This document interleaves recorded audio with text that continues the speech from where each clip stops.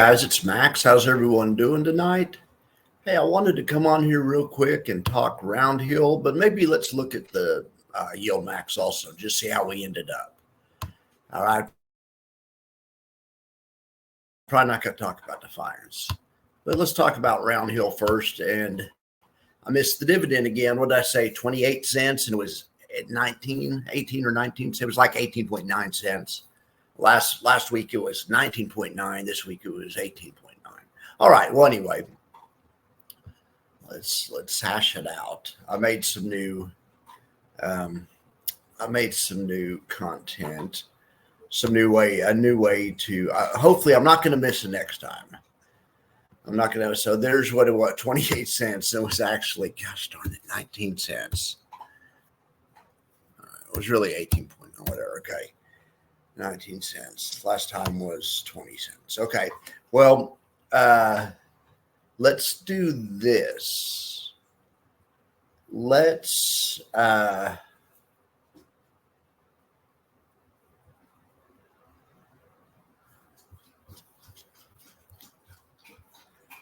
look at it this way. This is what I'm trying to do.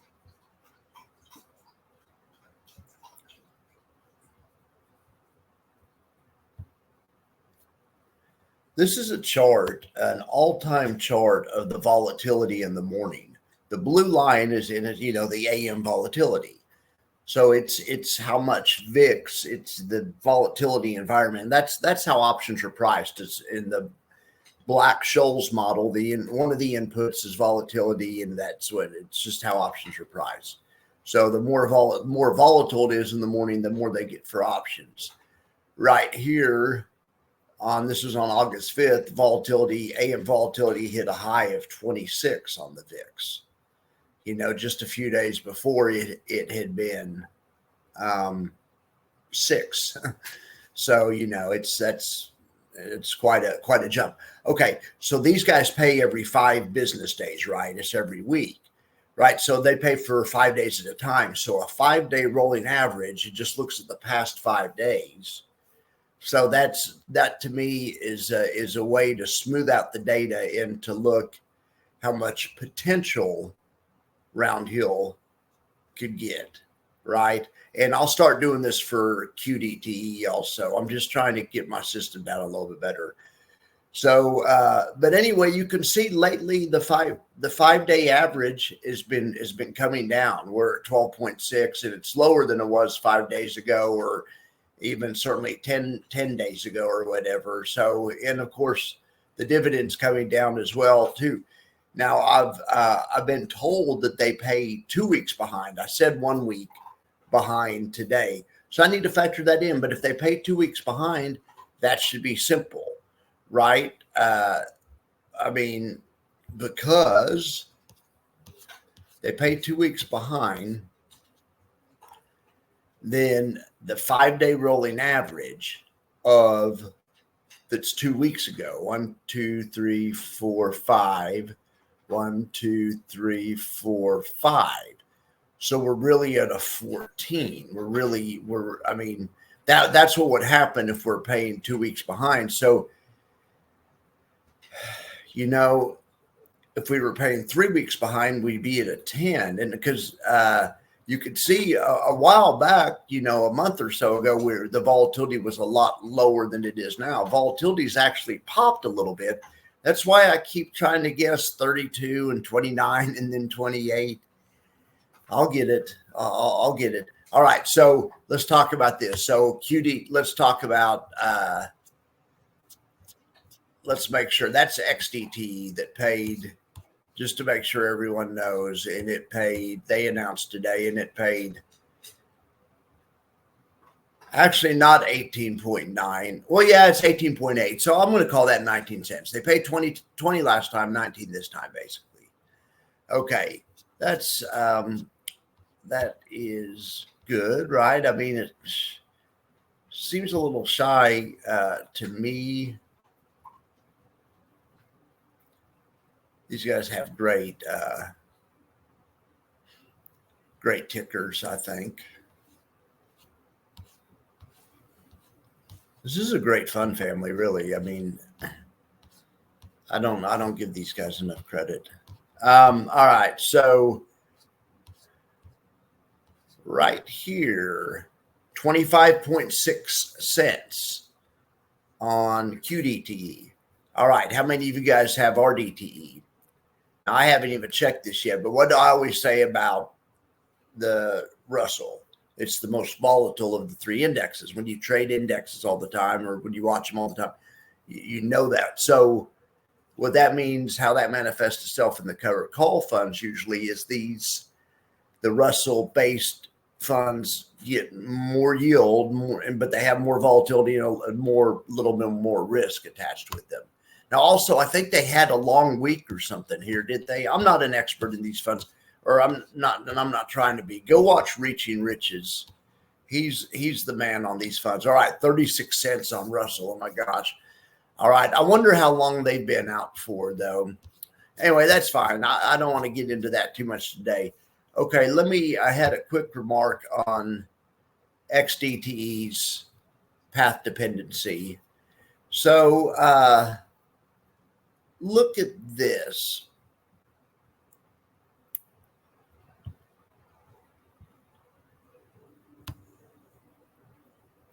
All right, here's a chart of XDTE versus JEPY.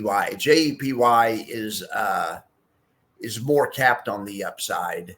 It's not as bullish of a fund. But it does better in down markets. All right, that's what I was trying to show. But yes, XDTE has been blowing JEPY out of the water, and especially because XDTE has a twist in the strategy where they make extra money off gap ups overnight, and the market's been doing that a lot lately. You could see it's been killing it. They've both been doing well, but because it's not bad to be up 6% in half a year. You can make 12% every year. And when you're managing money, that's a dream come true. But XDT is even doing better because it's up 12% in 6 months. You can make 24% a year. That's even better. My only point about this was, XDT is a great fund. Let's look, but you have to make sure that you have to make sure to try to eliminate recency bias, because if you go back a little bit further, here's a point when XDT was just getting spanked. And it's not that it's a bad fund. It's that it does worse when the market pulls back. And not just a little bit worse, quite a bit worse, like 3 times as bad right there on a percentage basis. But so it's like anything else. If you knew the market was going to go down, you would literally be better with JEPY. I know people will fight me on that, but if you knew the market was going to go up, yes, you'd definitely be better with XDTE. Since we don't know, a blend of both is good, or just an allocation of 5 or 10 of these funds is good. We talk about that all the time. All right, so anyway, just watch out for recency bias. Let's look at the Defiance funds real quick, because it's late here. We won't look at, or not Defiance. I'm not going to put you guys through that. We aren't going to look at Defiance. We're just going to look at some of the YieldMax funds, and maybe some of the, we'll look at these index funds, see how everything did. Look at the Chinese one, KLIP, just killing it. I saw today that the Chinese Fed, or whatever their equivalent is, turned on the printing presses and stimulating their economy. And I guess they've been doing that for a few days, because I've noticed the Chinese stocks have been breaking out. I think on the next report, Bobo's blowing up. Anyway, ZIVB looks really good. Look at that. It's up a full percent. It's about triple its freaking benchmark. YieldMax looking great. YMAG beating the benchmark. ULTY spanking its benchmark. Hell yeah. All right. Anyway, some good results there. Look at that. There's my boy JEPY. And that's pretty good, because that's one of the fully capped funds. And it's beating the benchmark, as is XDTE. And to be fair, XDTE is ahead of JEPY a little bit today. And what's the difference? It's like 30, what's 42 minus 34? What is that, 8? All right, 8 bips. So look at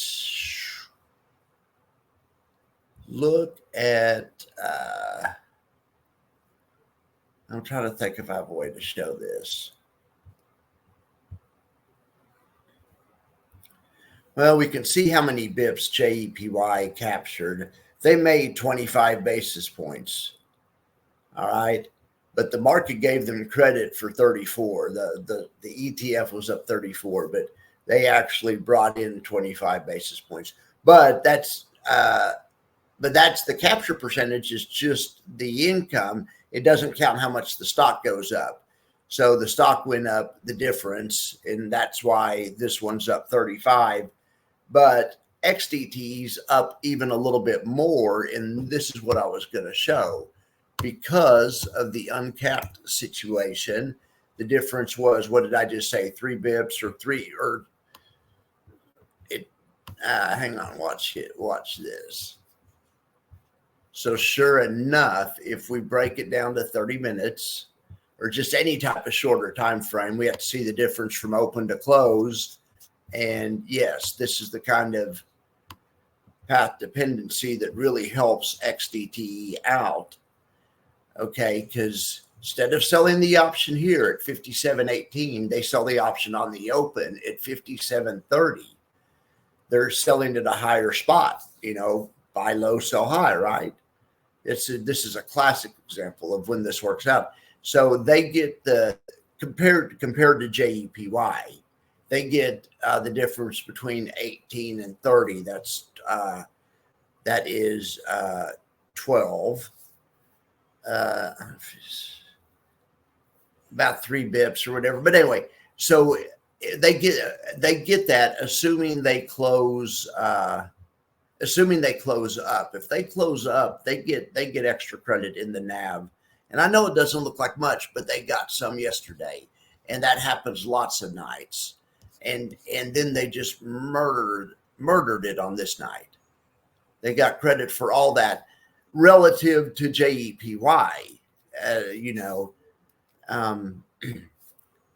Anyway, Jay's going to start. He's going to start doing some of this too. He's going to start competing more with these guys. But JEPY has a good way of doing it too. There's advantages and disadvantages each way. That's all I'm trying to show. All right. So let's look here at the single stock buffers and see what's going on here. Okay, we've already checked this one out, right? I didn't really talk about this down here. YBTC just murdering it. Maxi, look at that. Proud of USOI. I mean, I wish it was performing closer to the parent, but I mean, it's doing well. All right, so here's the old single stock buffer report. All right, so just about all of these are uncapped. Well, let's look at the uncapped really quick. So here's the great uncapped frontier. Above the black line was last week. Green is where the uncapped helped out, where we made extra money due to the uncapped. Red is we did not make extra money due to it being uncapped. Okay, so this week so far we've made extra money on NFLY due to being uncapped. On NFLY, we bought a 715 call, and guess what? The market is trading for Netflix is trading to 722. So that call's paying off, and that's giving us extra money. And it's not really extra money, but it's extra money versus if we had been fully capped. So it is extra money, I guess. But anyway, it's just important to look at that. So we can look here. And we can see that Babo is also within 1% of busting out of its call spread. Remember in the old days, you don't want somebody to bust out of their strikes, but nowadays, that's what we're rooting for. So it's a different deal. Looks like AMZY's fairly close too. We'll be surprised if we get AMZY, AMDY, and Babo, especially if we keep rallying. The volatility metric stuff I look at is still pretty bullish and stuff. So if the rally continues here, maybe through the end of the week and then through the end of the month, this is also the end of a quarter coming up. Lots of times there's end of quarter window dressing. Google it. Happens all the time. And that means it's a good time to buy calls. Right on the day before the end of the month, maybe expiring on the first day of the next month. You usually get some systematic buying or it squeezes sometimes right on the last day of the month. I'll make content about it. But anyway, if we could get a situation like that going, you know, we'll see. We'll see. We'll keep an eye on that. All right. So let's look at a few more of these. Let's look at option strat. Some of these have some really nice profit here. Here's the Babo trade. It's up around 450,000. How much it's up is a little bit of an approximation because I don't know the exact basis in their synthetic. And I haven't been following every trade of this forever, but I do know what they put on for the spread. It's these options right here. And so I can guess pretty close, but in any event, let's see here. This one kind of looks jacked up for some reason. Let's set a higher target and zoom out a little bit.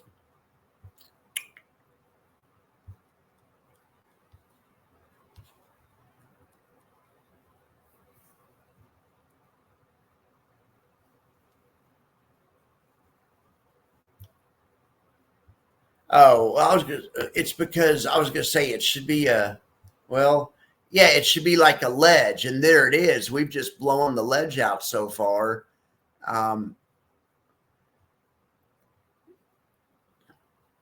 You know, this is your typical call spread right here. And usually we're down here in this area, rooting to go to this area. All right, I was just trying to get some, but this is the area between where you sold the initial call, which is your typical covered call position, and then where you bought a call behind it. All right, so that's Babo. We'll keep an eye on that one. I mean, AMD's killing it. This is a good looking one. Okay, so this is a more typical example. We're right in the area where we can't get hurt. This is why it's an income trade. We're going to make an income just because, you know, just because of tomorrow happening after today. This is just if time passes and nothing major happens, but time passes, don't drop more than, you know, 2.8% next 2 days. Going to make a small amount of money, a nice little bit of money right there, right? 750 grand. However, if the end of the rally, the end of month rally ensues, this thing could blow up. And then, of course, that would go straight to the NAV. So that would be awesome. So we're rooting for AMD to get over 160, something like that. AMZY is another one. Do I have AMZY in here? AMZY looks like it's going to break out. I'll try to put AMZY in here for tomorrow. This poor $1 million baby trade, this get out of jail free card. It's like a $36,000 trade if it expires worthless. Right now, it's lost about a third of its value because the market's rallying here. So it's a bearish trade. I don't think anyone took it. All right, but just in case anyone hadn't seen it, the profit and loss graph on this trade at expiration looks like this. So if we get a sell-off or the market drops 17%, that's why it's a get out of jail free. It gets $1 million account out of jail free somewhat. All right. So yeah, these trades look good. I mean, Google, AMD, the AI trade looks good. The Airbnb trade really hasn't panned out as much yet as the other trades. It's not up as much, but you can see it's just a little lower it's a little closer to the edge of where it starts to lose money. Now let's look at a chart for Airbnb. I haven't checked that one out that much. Well, looks just like everything else in the market. It looks pretty bullish to me. There's There's an up gap right there that held an overnight up gap. There's an overnight up gap that held. Somebody needs to do the QDTE strategy in Airbnb. Okay, but seriously, that you can't do that because single name stocks don't have single day or 0 day expiration yet. Same day expiration, 1, 2 day, 3 day expiration. They don't have it. You can do it on Friday. You can do a single day expiration once a week. But man, that will be really fun. Then whenever, and that'll probably happen pretty soon, Tesla will probably have 0 DTEs and some of the NVIDIA and stuff. And then funds will come out with strategies that do the round hill type strategy. That's going to kind of forever be known as the round hill strategy, I think. Or I'm going to call it that. But just like the call spread strategy, that's Jay's strategy. That's the way he came up with to counter it. That's his answer, kind of their signature way to do it. And it's interesting. It's definitely interesting. All right. Well, it's about midnight here in Hill Country. Looks like the market's kind of grinding sideways. All right, guys, I'm going to get to bed. You guys have a great day. I appreciate you. Talk to you in the morning.